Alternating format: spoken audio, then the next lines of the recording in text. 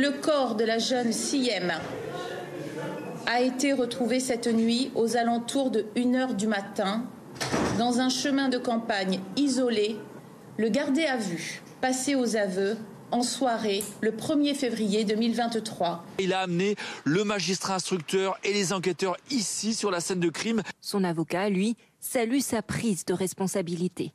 Il a choisi de guider les enquêteurs pour mettre fin à un suspense qui devenait insoutenable. Il indiquait avoir tué la jeune femme dans le cadre d'une dispute liée à leur relation amoureuse. Vous réfutez cette thèse qu'il ait entretenu une relation amoureuse avec celle qui devait s'avérer être sa victime. On la réfute tout simplement parce qu'il n'y a aucun élément matériel qui permette de corroborer cette thèse. D'abord, personne n'a jamais entendu parler de cette hypothétique histoire amoureuse.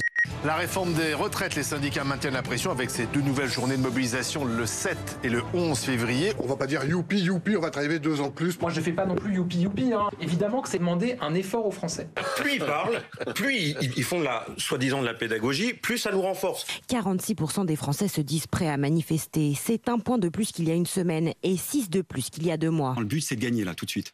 C'est que le projet, ils le prennent, ils le mettent à la poubelle. Je suis évidemment favorable à cette réforme. Sans ambiguïté, sans bémol, sans je ne sais quelle petite circonvolution. Alain, vous avez 82 ans, vous vous arrêtez quand? Pour les gens comme moi qui ont eu la chance toute leur vie de faire quelque chose qui réellement les passionnait, c'est un privilège. La Russie qui commémore et qui célèbre aujourd'hui les 80 ans de la victoire soviétique sur les nazis dans la bataille de Stalingrad. Nous devons de nouveau faire face à l'agression de l'Occident. Nous n'allons pas envoyer nos chars vers leurs frontières, mais nous avons les moyens de réponse. Ce que craignent les Ukrainiens, c'est l'attachement de Vladimir Poutine aux dates. Ils se disent, nous savons que la Russie prépare quelque chose pour le 24 février.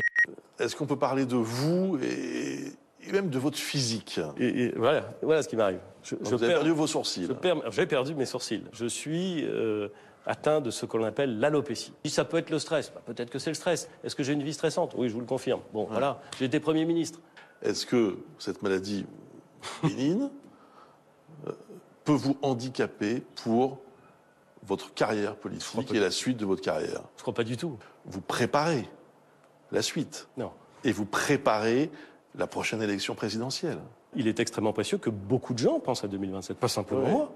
Aujourd'hui, 2 février, 40 jours après Noël, c'est la Chandeleur. On va vous donner le truc d'un crêpier, il fait ça depuis 25 ans, pour pas rater la recette. Pour réussir une pâte à crêpes, il faut aller très doucement.